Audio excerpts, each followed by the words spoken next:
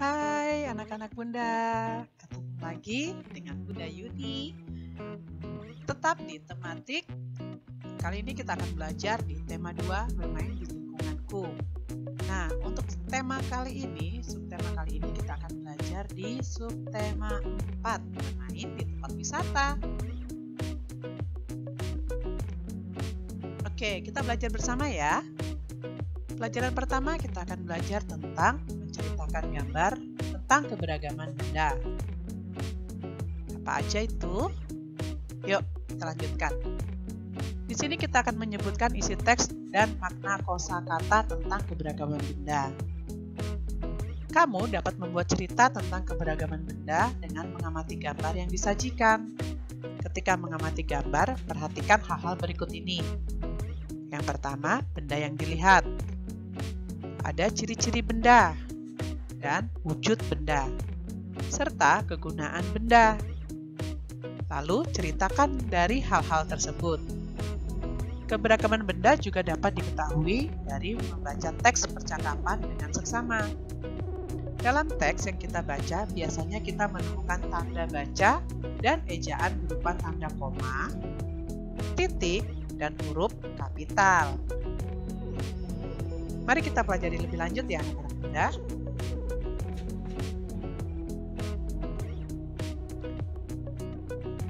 Perhatikan cara penggunaan tanda baca berikut ini. Yang pertama ada tanda koma. Ya, tandanya adalah tanda seperti garis kecil, garis turun ke bawah kecil gitu ya. Tanda koma digunakan untuk merinci. Contohnya, ibu membeli mangga, jeruk, dan alpukat di pasar. Nah, anak-anak Bunda perhatikan antara kata mangga, jeruk, dan alpukat itu ada tanda-tanda koma di situ. Itu gunanya untuk merinci. Berarti ibu ada membeli mangga, membeli jeruk, dan juga alpukat gitu ya. Ada berbagai jenis benda yang dibeli. Yang kedua, tanda koma digunakan untuk memisahkan kalimat setara. Ini contohnya. Tony ingin ke rumah Nina, tetapi hujan. Nah, di situ juga ada tanda koma ketika ada kata Nina di situ ya. Lanjutkan.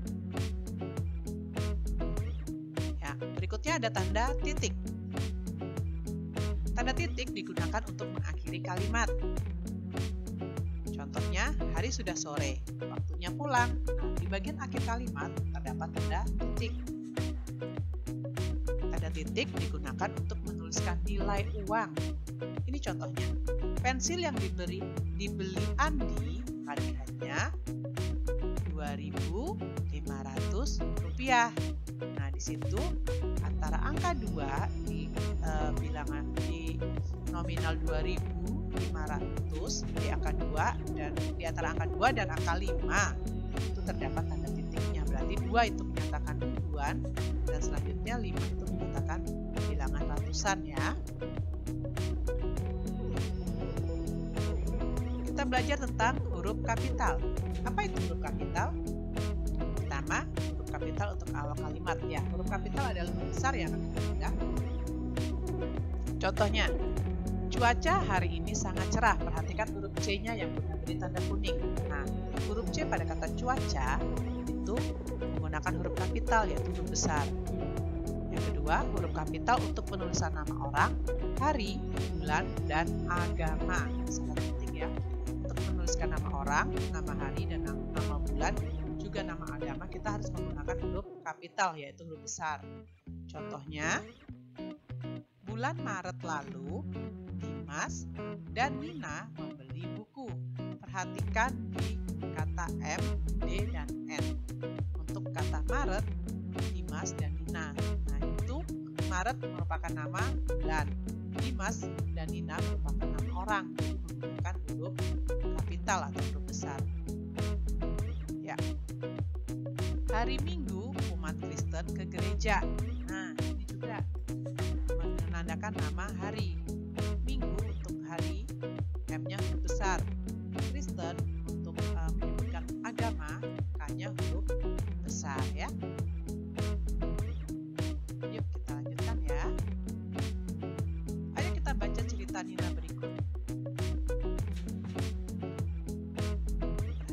gambarnya.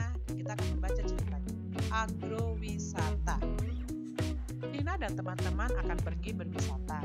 Mereka akan pergi ke agrowisata. Nina dan teman-teman berkumpul di sekolah. Mereka akan berangkat menggunakan bus. Sebelum berangkat, ibu guru memimpin doa. Di agrowisata, mereka belajar banyak hal. Nina dan teman-teman memetik buah-buahan. Mereka juga makan. Bunda ulangi. Di agrowisata, mereka belajar banyak hal. Nina dan teman-teman memetik buah-buahan. Mereka juga boleh makan buah yang telah dipetik. Bu guru berpesan agar siswa menjaga kebersihan. Kulit buah dikumpulkan. Ternyata kulit buah dapat dimanfaatkan. Kulit buah manggis dapat dibuat jus. Kulit buah rambutan dapat dikeringkan dan diseduh seperti teh. Ada juga yang dibuat kerajinan, misalnya kulit salak.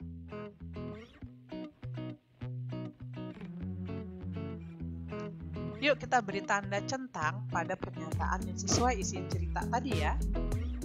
Yang pertama, Nina dan teman-teman berkunjung ke agrowisata.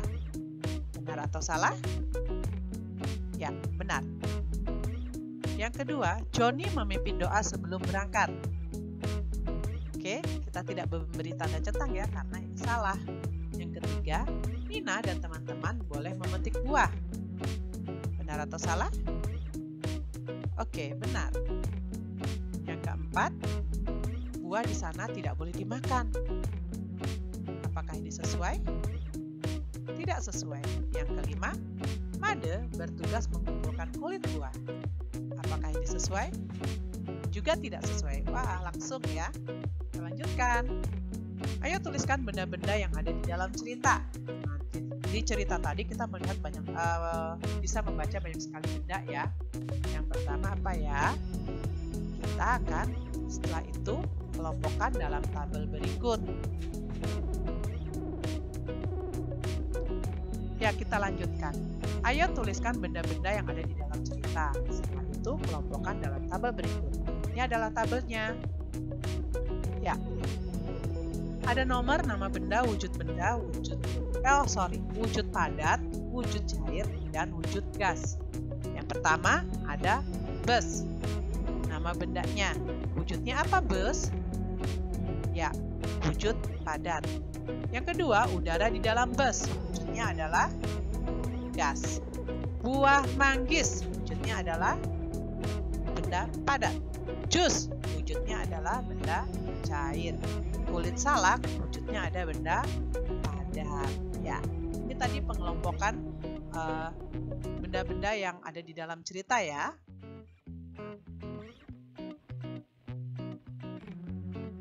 Sekarang carilah makna kata-kata berikut. Lalu setelah itu buatlah masing-masing kalimat menggunakan kata-kata tersebut.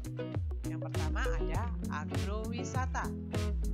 Maknanya adalah wisata pertanian, perkebunan atau kehutanan. Contoh kalimatnya, Nina dan teman-teman pergi ke agrowisata. Yang kedua ada kerajinan. Maknanya adalah barang yang dihasilkan melalui keterampilan tangan seperti ikat, anyaman, dan sebagainya. Kalimatnya adalah Nina membuat kerajinan dari kulit salak. Oke, kita lanjutkan. Ya, saat berkunjung ke agrowisata, Nina menemukan benda selain buah-buahan. Ayo perhatikan benda-benda yang ditemukan berikut. Yang pertama, benda yang kedua, benda yang ketiga, benda yang keempat, dan benda yang kelima. Benda yang keenam, 7, 8. Nah, dapatkah kamu menyebutkan nama-nama benda berikut dan ciri-cirinya? Pasti bisa ya. Contohnya yang pertama ada benda yang kembar dua berbeda warna. Ya. Ini adalah tempat sampah. Ciri-cirinya bentuk tabung berwarna hijau dan kuning, tempat menampung sampah. Nah, anak-anak muda bisa menyebutkan yang lain kan? Dari benda-benda yang ada ini, kalian bisa menyebutkan namanya dan juga ciri-cirinya ya. Kamu dapat melanjutkan nama benda-benda dan ciri-cirinya sesuai dengan nomor 2 sampai yang ke-8. Kamu dapat mencobanya bersama kakak atau orang tuamu di rumah. Kamu juga bisa melakukannya sambil bermain tebak benda, seperti contoh berikut ini. Nah, ini ada contoh untuk bermain tebak benda. Ya, bermain tebak nama benda. Bentukku panjang, wujudku padat, warnaku merah, rasanya tidak terlalu pedas. Aku berbiji banyak. Aku adalah... Ceng ceng, apa ini? Ya, cabai besar. Wah, hebat anak-anak muda. Selanjutnya, bentukku bulat, wujudku padat. Jika diperas, aku mengeluarkan air. Rasaku asam. Aku berbiji lebih dari satu. Aku adalah... Ya, apa ini? Jeruk nipis, ya kah? Betul sekali, jeruk nipis. Kita lanjutkan. Sepertinya habis tebak-tebakan benda kali ini. Nanti kalian akan mencobanya di rumah ya, dengan benda yang ada tadi. Kita akan masuki pelajaran selanjutnya, yaitu aturan di tempat wisata.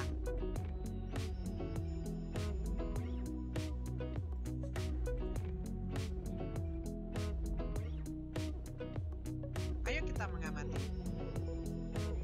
Perhatikan gambarnya. Ya, ini sebelum berangkat berwisata, Nina dan teman-teman berdoa terlebih dahulu. Nina dan teman-temannya masuk bus dengan tertib. Siswa dilarang membuang sampah sembarangan. Nah, gambar-gambar yang kalian lihat merupakan contoh aturan. Ya, berikut adalah beberapa contoh peraturan di tempat wisata. Yang pertama, membuang sampah pada tempat sampah. Menjaga kebersihan tempat wisata, tidak membuat kegaduhan, antri saat membeli tiket, dan menjaga ketertiban.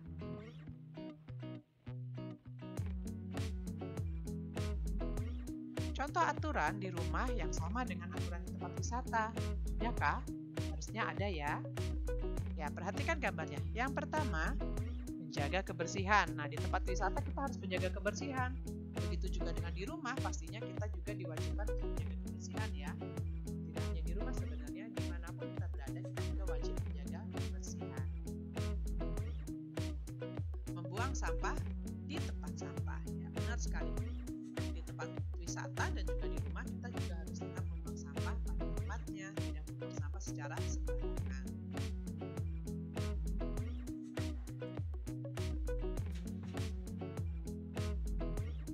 Contoh hal yang tidak boleh dilakukan di tempat wisata. Yang pertama ada menginjak rumput dan memetik tanaman, membuang sampah sembarangan, mencoret-coret kawasan wisata, membuat kegaduhan, dan memberi makan hewan tanpa izin. Aturan di tempat wisata bermanfaat untuk menjaga keselamatan dan kenyamanan semua pengunjung. Ingat selalu, saat kita berada di tempat wisata, kita harus menaati peraturan yang ada. Oke. Ingat, dimanapun kita berada, kita harus mematuhi aturan-aturan yang ada di tempat tersebut, mau itu di rumah, di sekolah, di rumah teman, ataupun di tempat wisata. Kita harus tetap mematuhi aturan yang ada. Selanjutnya kita akan belajar tentang menghitung hasil pembagian. Ya, minggu lalu kita sudah belajar tentang dasar pembagian ya. Kali ini kita akan menghitung hasil pembagian. Menghitung hasil pembagian dengan satu dan dengan bilangan itu sendiri. Bagaimana sifat pembagian dengan bilangan 1? Perhatikan contoh berikut.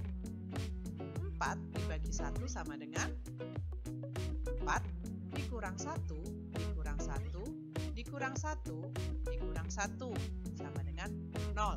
Jadi 4 dibagi 1 sama dengan 4.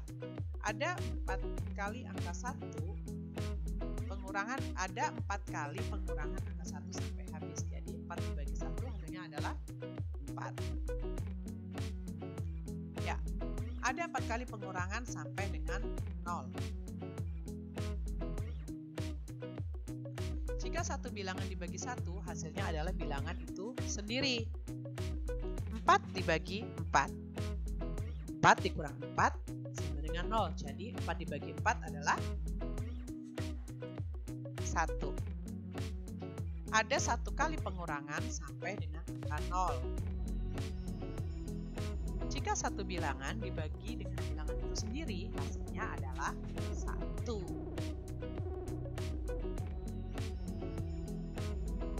Next. Ya, coba jawab soal berikut ini. Ayo kita berlatih menjawab soal. 6 dibagi 1 sama dengan, caranya 6 dikurang 1, dikurang 1, dikurang 1, dikurang 1, dikurang 1, dikurang 1 sama dengan 0. Jadi 6 dibagi 1 adalah 6. Ada 6 kali pengurangan. Jadi 6 dibagi 1 sama dengan 6.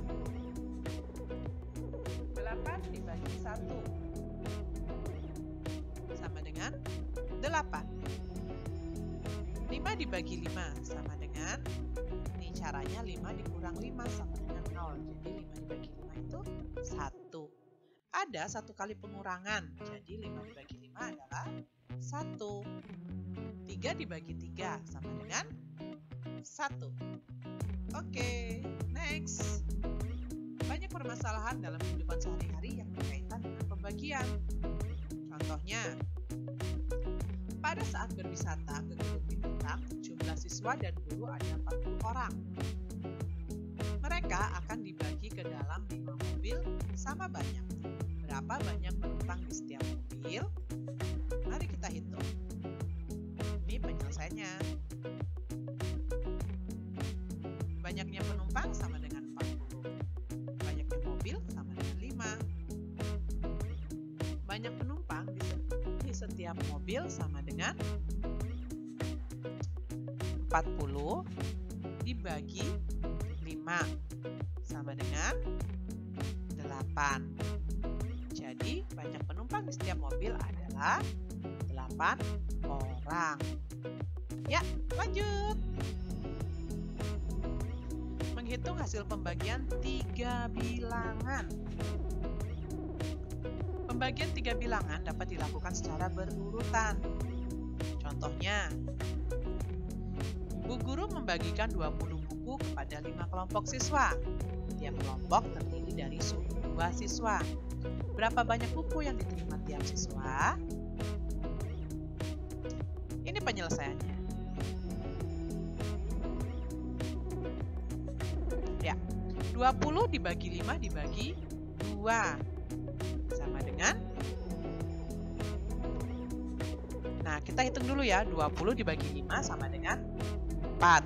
Selanjutnya 4 akan kita bagi 2. Jadi 4 dibagi 2 sama dengan 2. Oke, kita lanjutkan. Ayo kita berlatih. Pembagian bilangan dengan 3 bilangan. Ya, ada yang pertama ada 30 dibagi 5 dibagi 2. Jadi kita hitung bersama. 30 dibagi 5 sama dengan 6. 6 dibagi 2 sama dengan 3. 50 dibagi 5 dibagi 2. Kita hitung yang terlebih dahulu adalah 50 dibagi 5 sama dengan 10. 10 dibagi 2 sama dengan 5. 18 dibagi 2 dibagi 3 sama dengan 18 dibagi 2 sama dengan 9. 9 dibagi 3 sama dengan 3. 20 dibagi 2 dibagi 5. Hasilnya adalah 20 dibagi 2 adalah 10. 10 dibagi 5 sama dengan 2. 32 dibagi 4 dibagi 4. 32 dibagi 4 adalah 8. 8 dibagi 4 adalah 2. Ya, bisa kan? sering-sering berlatih di rumah ya anak-anak muda, pasti akan lebih mudah untuk mengerjakannya. Ingat, hafalkan perkaliannya. Situ kalian akan lebih mudah mengerjakan untuk soal pembagian juga. Kita lanjutkan.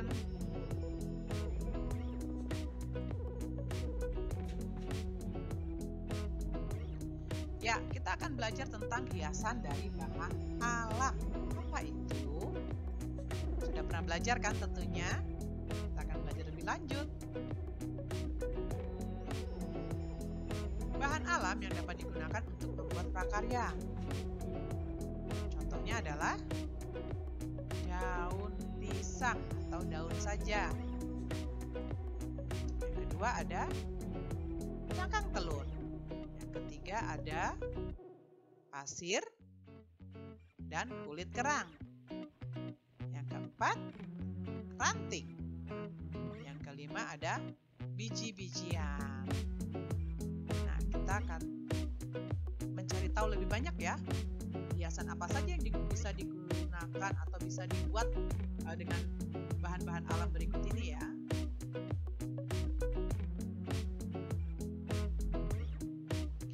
Ini adalah contoh hasil karya dari bahan alam. Yang pertama ada apa ini? Tempat serbaguna. Nah, itu terbuat dari kayu dan tali-tali ya. Kedua ada hiasan kotak tisu. Wah, dia cantik banget sekali ya, terbuat dari pasir dan kulit-kulit kerang. Selanjutnya ada bingkai poto. Wow, dia terbuat dari ranting, rumput-rumput kering dan juga batu di situ ya. Selanjutnya ada apa ini? Tempat pensil terbuat dari ranting, bunga dan daun-daun kering. Semuanya cantik-cantik. Ternyata bahan alam juga dapat menghasilkan hiasan yang cantik-cantik, dapat menghasilkan sebuah karya seni yang cantik-cantik, yang bagus-bagus ya. Apa saja yang dapat dibuat dari daun pisang? Yang pertama ada alas hiasan tumpeng. Ada keranjang atau wadah kue. Nah, ini banyak sekali pembungkus makanan tradisional Jawa atau makanan tradisional di tempat-tempat lain juga banyak yang digunakan untuk banyak yang digunakan dengan daun pisang ya. Di Jawa sendiri banyak sekali. Contohnya ada tuh, tempelang, ada sumpil, ada takir, pincuk, sudi, samir, pinjung, ya banyak sekali. Di daerah kalian tentunya juga banyak kan pembungkus-pembungkus makanan yang menggunakan daun pisang. Tahukah kamu bahan apa yang digunakan untuk membuat barang berikut? Jeng-jeng, ada sepatu, tapi ada hias-hiasannya itu. Dari apa ya? Jeng-jeng, cantik sekali. Bajunya maksudnya. Lihat, bajunya sangat unik dan cantik. Ada motif-motif tertentu. Tahu nggak kalian ini terbuat dari apa? Ya, kulit buah salak, betul sekali. Ya, ini adalah contoh karya yang terbuat dari kulit buah salak. Ada hiasan sepatu, ada juga baju. Nah, tadi kan sudah dijelaskan kulit buah salak itu bisa dibuat berbagai macam benda ya. Ya, kelebihan kulit buah salak, kulitnya mudah kering, teksturnya keras dan bentuknya unik. Jadi kalau kita tidak memperhatikan baik-baik, kita akan mengira itu bentuknya dari kulit ular, tapi ternyata itu adalah kulit buah salak ya anak-anak muda.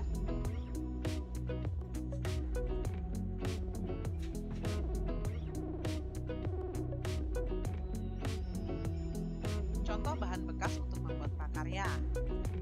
Pertama ada kotak sepatu, kardus,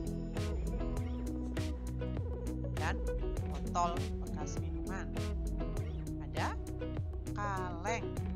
Ini adalah bahan-bahan bekas yang dapat digunakan untuk membuat prakarya.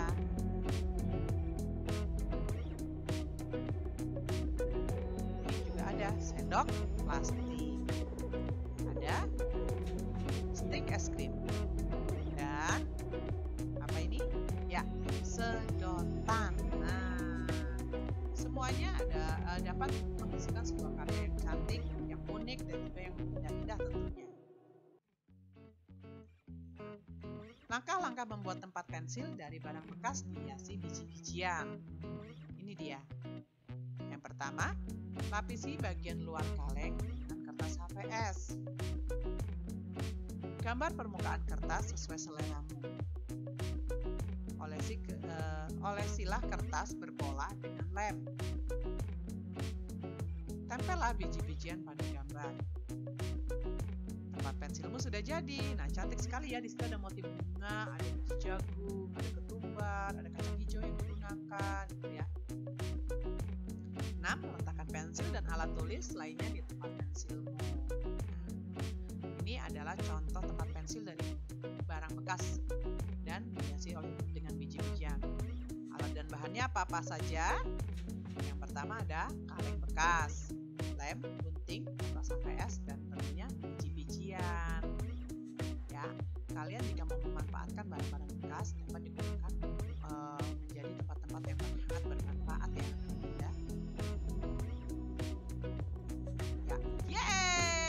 Kita sudah menyelesaikan tema 2. Nah, kali ini kalian harus mempersiapkan diri untuk melaksanakan PTS, pembelajaran tengah semester. Ya, tentunya harus tetap semangat dan tekun belajar ya.